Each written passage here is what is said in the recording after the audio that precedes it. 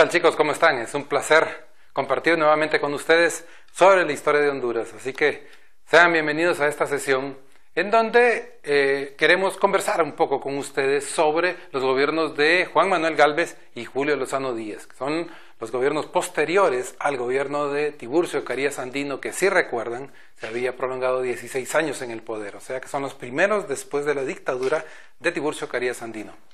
Como objetivo el día de hoy vamos a describir los gobiernos de Juan Manuel Gálvez y Julio Lozano Díaz como contenidos conceptuales, el de modernización del Estado y el de banca nacional. Para empezar, debemos recordar que Juan Manuel Gálvez fue secretario de Tiburcio Carías Andino durante el gobierno de este desde 1933 hasta 1949. Para 1949 ya los elementos alrededor de Honduras en cuanto a política internacional y los elementos internos en cuanto a la expansión social estaban empezando a ser difíciles de manejar por una dictadura. Se vio la necesidad entonces de volver a un régimen democrático en donde surgiera un presidente electo por el pueblo, y de ahí que Tiburcio Carías Andino propuso entonces como candidato a las elecciones a su secretario Juan Manuel Gálvez. Bajo esta perspectiva, entonces, Gálvez asumió la presidencia a finales de 1949 para iniciar su periodo en enero de 1950, siendo su vicepresidente don Julio Lozano Díaz, que también había sido uno de los secretarios y apoderados legales de Tiburcio Carías Andino. La idea era entonces de que estas dos personas iban a continuar el mismo esquema de gobierno de Tiburcio Carías Andino, pero esto no fue así.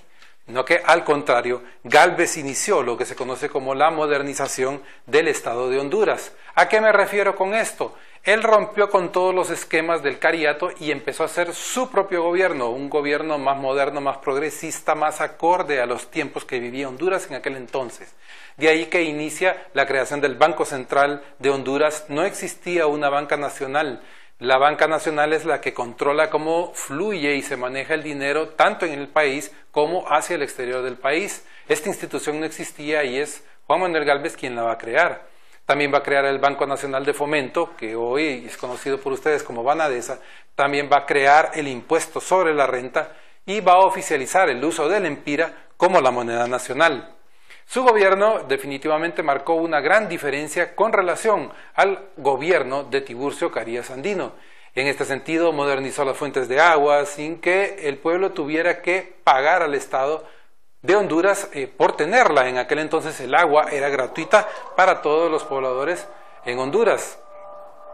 Al mismo tiempo, también fue una persona que apoyó el deporte, organizó el sistema educativo, organizó el béisbol y el fútbol, así como las ligas educativas de ambos deportes, y ayudó al crecimiento también de la industria cafetalera en Honduras, dando nuevas concesiones para cultivo de café a determinados industriales que estaban surgiendo en aquel entonces en Honduras, aprovechando toda esta apertura de modernización.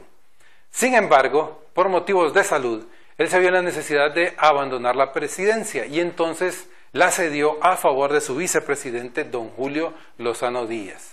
A diferencia de Juan Manuel Gálvez, Julio Lozano Díaz intentó continuar con el esquema de Tiburcio Carías Andino. Él va a asumir el cargo en 1954 y toda la apertura social que había dado Gálvez, él la va a volver a cerrar y va a empezar nuevamente a meter presos a los opositores políticos, va a empezar a cerrar espacios de manifestación pública, va a empezar a censurar los medios de comunicación, va a ejercer un control demasiado fuerte como lo había estado haciendo Tiburcio Carías, aunque durante su gobierno se apoyó sobre todo la inmigración china hacia Honduras.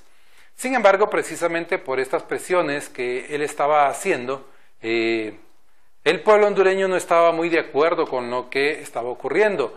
Cuando se da el proceso electoral que va a ganar Ramón Villeda Morales, pasa exactamente lo mismo que había ocurrido en otras ocasiones. Ramón Villeda tenía una mayoría simple, pero no la mayoría que pedía la Constitución. Así que, al no haber un presidente electo, Julio Lozano Díaz va a asumir poderes dictatoriales en 1956. En otras palabras, se va a convertir en presidente de facto.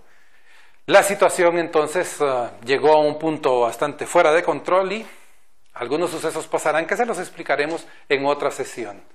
Hagamos memoria. hagamos una lista de los acontecimientos más relevantes de los gobiernos de Juan Manuel Gálvez y Julio Lozano Díaz. Pueden comparar ambos esquemas y darle su opinión a su maestro o compartirlo con los compañeros. Por nuestra parte, alcanzamos el objetivo de describir el gobierno de Julio Lozano Díaz y el de Juan Manuel Gálvez y desarrollamos los contenidos conceptuales de modernización del Estado y banca nacional. Así que espero verlos pronto en otra sesión. Hasta luego.